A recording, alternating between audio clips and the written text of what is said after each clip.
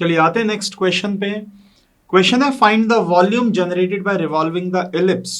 Equation है x square by a square plus y square upon b square is equal to 1 about x axis. अब सबसे पहले about x axis की बात है तो आंसर तो बहुत ही आसान है, y square d x. Limit जो भी हमारी होगी, सपोज हमने ले ली लिमिट x1 से लेके x2 तक, जो भी लिमिट आएगी और पाए, ये मेरा वॉल्यूम होगा। अब आप बनाएंगे डायग्राम, लिमिट को पहचानना पड़ेगा। इलिप्स जो है आप जानते हैं कि जो मेजर एक्सिस होती है -a,0 से +a,0 तक जाती है। अब यहां पर वाई स्क्वायर की मैं वैल्यू भी कैलकुलेट करूंगा तो मैं क्या लिखूंगा, मैं लिखूंगा y square upon b square is equal to 1 minus x square upon a square. ये हमने लिखा।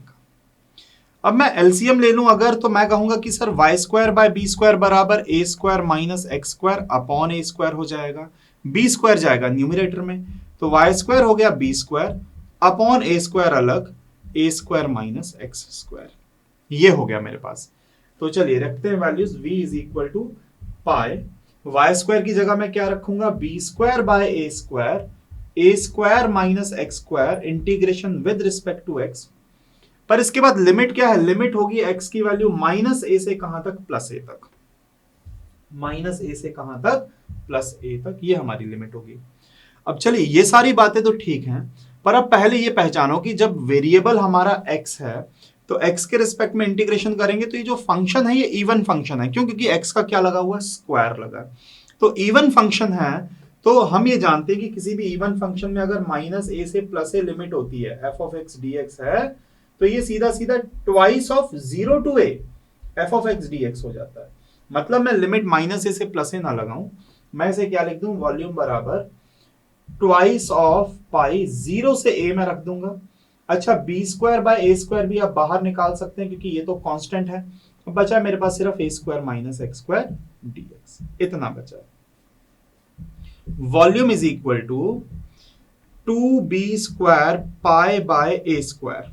ये हमने लिखा, 2 है, बी स्क्वायर है, पाई है, ए स्क्वायर है। अब इसका जो इंटीग्रेशन होगा वो होगा a square x minus x cube by 3। Limit क्या है, 0 से लेके कहां तक, ए तक। ये लिमिट हो गई। अब अपर लिमिट बस हमें पुट करनी, लोअर लिमिट से हमें कोई मतलब है नहीं है क्योंकि लोअर लिमिट वैसे भी 0 हो जाएगा। तो जो आंसर निकल के आ रहा है 2b square pi by a square.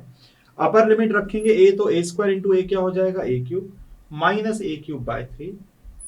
तो कुल मिला के ये हो जाएगा twice of b square pi by a square. A square minus a square by 3 क्या होता है, twice of a square by 3। तो ए स्क्वायर से ये यहां पर twice of a cube by 3, sorry, a square minus a cube by 3 twice of a cube by 3। तो ये कैंसिल आउट हुआ, एक यहां पर ए बचेगा। तो जो मेरा फाइनल आंसर निकल के आ रहा है वो क्या निकल के आ रहा है, volume is equal to 2 into 2 हो गया 4, बी स्क्वायर है और एक ए बचा हुआ है, बी स्क्वायर ए है, साथ साथ है मेरे पास पाई, और अपॉन में क्या बचा हुआ, अपॉन में बचा हुआ है बस 3। तो ये हमारे क्वेश्चन का क्या है, फाइनल आंसर। हमने क्या किया, सबसे पहले वाई स्क्वायर की वैल्यू निकाली। एलिप्स है तो सीधी बात है मेजर एक्सिस कहां, माइनस ए से प्लस ए तक जाएगा। तो इसको जब रिवॉल्व करवाएंगे एक्स एक्सिस के अबाउट, तो माइनस ए से प्लस ए लिमिट है, मैंने उसको क्या कर दिया, ट्वाइस ऑफ 0 से ए कर दिया लिमिट। अब इतना सब करने के बाद जब इंटीग्रेशन किया, लिमिट पुट करी, तो ये हमारे क्वेश्चन का फाइनल आंसर आ गया। चलिए आते हैं नेक्स्ट क्वेश्चन पे। क्वेश्चन है find the volume generated by revolving the ellipse. Equation है x square by a square plus y square upon b square is equal to 1 about x axis. अब सबसे पहले अबाउट एक्स एक्सिस की बात है तो आंसर तो बहुत ही आसान है, y square d x. Limit जो भी हमारी होगी, सपोज हमने ले ली लिमिट x1 से लेके x2 तक, जो भी लिमिट आएगी और पाए, ये मेरा वॉल्यूम होगा। अब आप बनाएंगे डायग्राम, लिमिट को पहचानना पड़ेगा। इलिप्स जो है आप जानते हैं कि जो मेजर एक्सिस होती है -a,0 से +a,0 तक जाती है।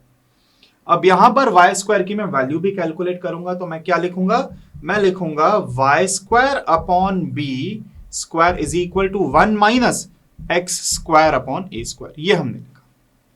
अब मैं एलसीएम ले लूं अगर, तो मैं कहूंगा कि sir y square by b square बराबर a square minus x square upon a square हो जाएगा।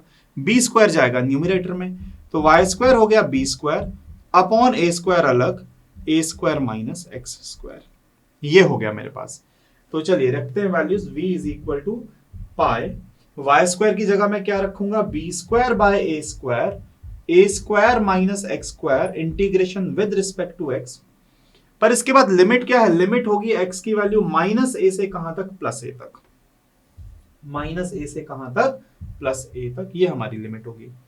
अब चलिए ये सारी बातें तो ठीक हैं, पर अब पहले ये पहचानो कि जब वेरिएबल हमारा x है तो x के रिस्पेक्ट में इंटीग्रेशन करेंगे तो ये जो फंक्शन है ये इवन फंक्शन है, क्यों, क्योंकि x का क्या लगा हुआ है, स्क्वायर लगा है, तो इवन फंक्शन है। तो हम ये जानते हैं कि किसी भी इवन फंक्शन में अगर माइनस ए से प्लस ए लिमिट होती है, f of x d x है, तो ये सीधा सीधा twice of 0 to a f of x d x हो जाता है।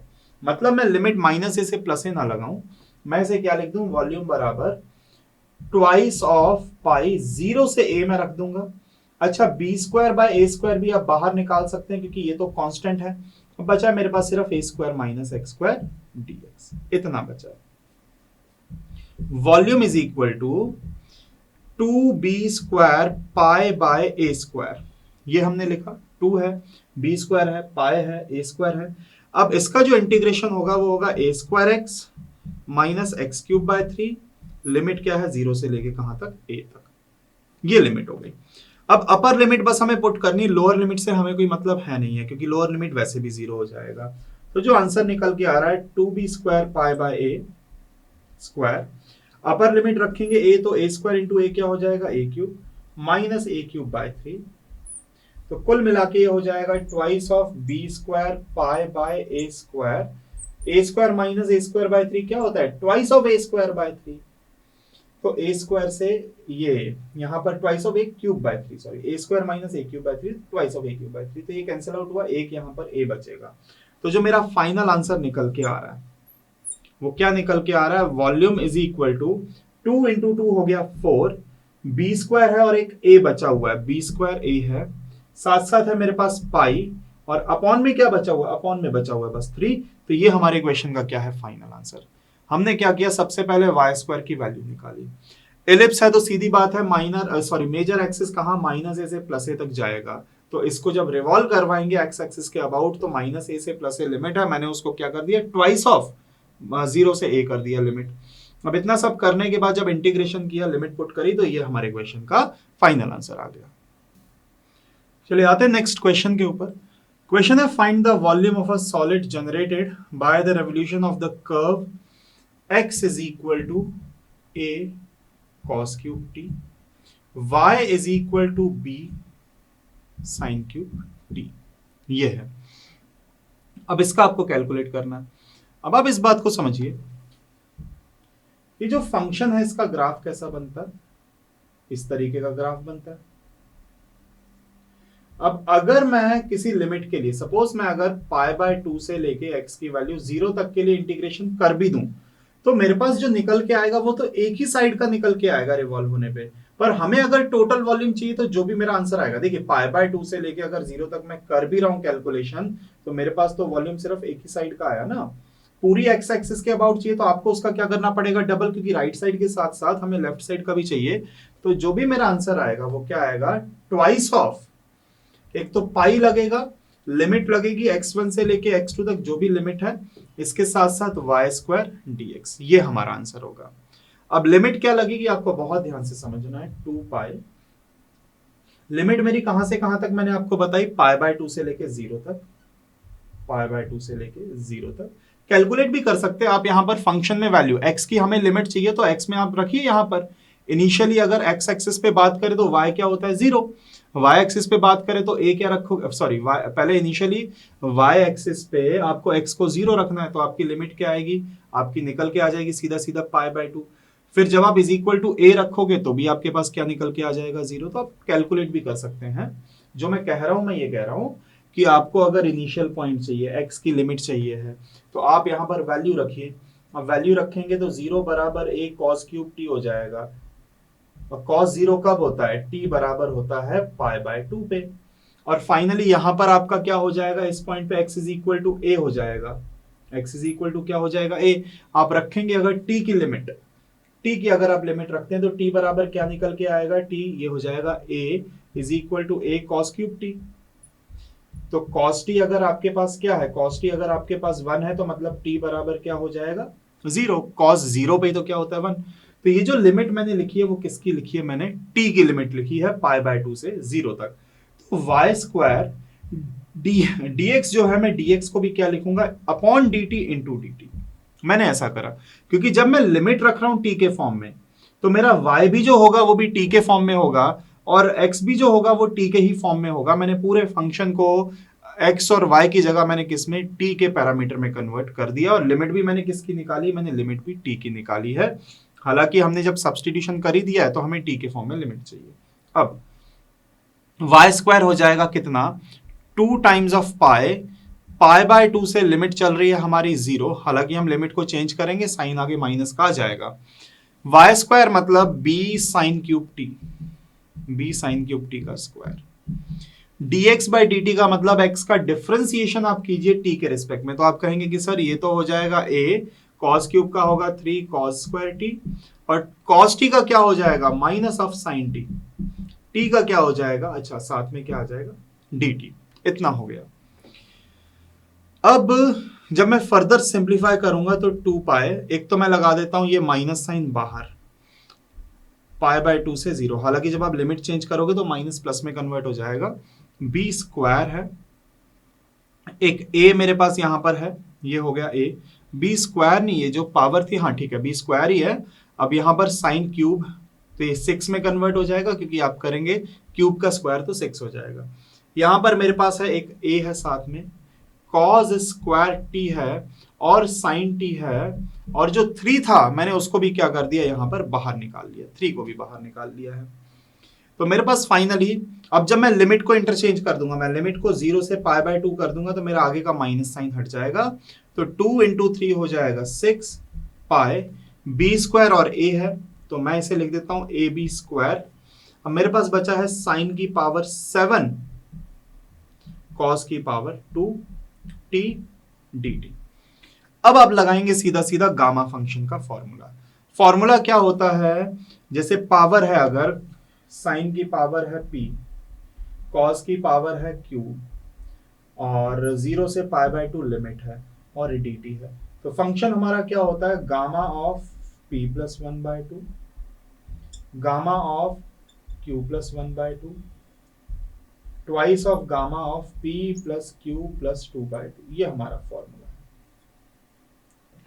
तो 6 पाई ए बी स्क्वायर, तो मैं 7 प्लस 1 बाय 2 करूंगा तो 8 बाय 2 हो जाएगा, gamma of 8 by 2 that is equal to gamma of 4। यहां हो जाएगा 2 प्लस 1 बाय 2 मतलब gamma of 3 by 2 upon twice of gamma of 7 plus 2 9, 9 plus 2 कितना हो जाएगा मेरे पास, गामा ऑफ 11 बाय 2। इतना हो गया।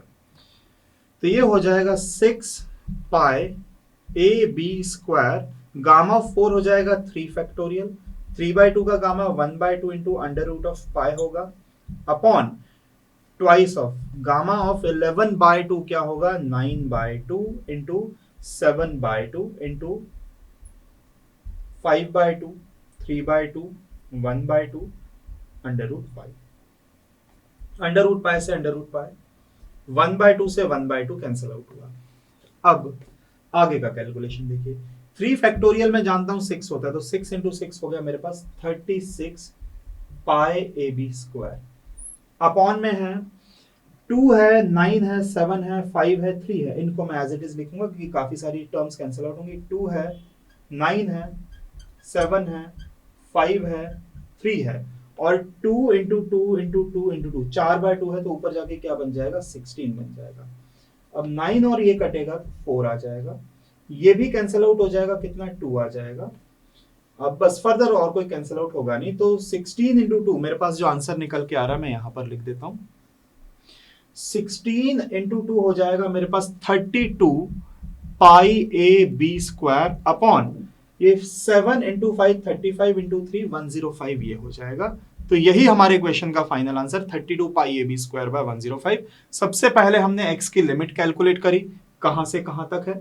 इसके बाद हमने वाई स्क्वायर की वैल्यू पुट करी, dx by D T into D T upon D T किया मैंने, तो dx बाई डी टी हो जाएगा। सारा कैलकुलेशन सिंप्लीफाई करेंगे, गामा फंक्शन का फॉर्मूला लगाएंगे तो आंसर निकल के आ जाएगा।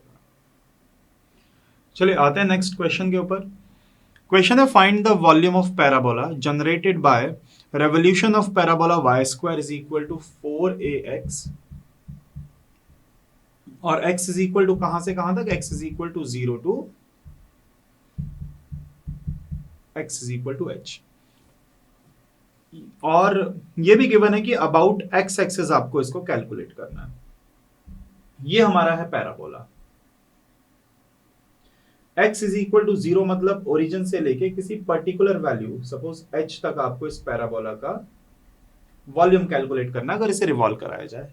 तो मैं फॉर्मूला जानता हूं, volume is equal to pi, limit है 0 to h y square dx, यही होगा। तो volume is equal to pi y square की जगह मैं क्या रखूंगा, वाई स्क्वायर है मेरे पास 4ax।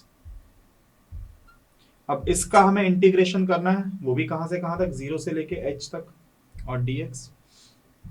Volume is equal to pi 4a तो कांस्टेंट है, x का क्या हो जाएगा भाई, x स्क्वायर बाय 2 हो जाएगा, इंटीग्रेशन 0 से h लिमिट। तो मेरे पास जो फाइनल आंसर आ रहा है, वॉल्यूम निकल के आ रहा है पाई 4a है, और x की जगह जब मैं क्या रखूंगा h, तो ये हो जाएगा h स्क्वायर अपॉन 2, 2 से 2 कैंसिल आउट हो गया। तो volume is equal to 2 pi a h square, यही हमारे इक्वेशन का क्या है, फाइनल आंसर।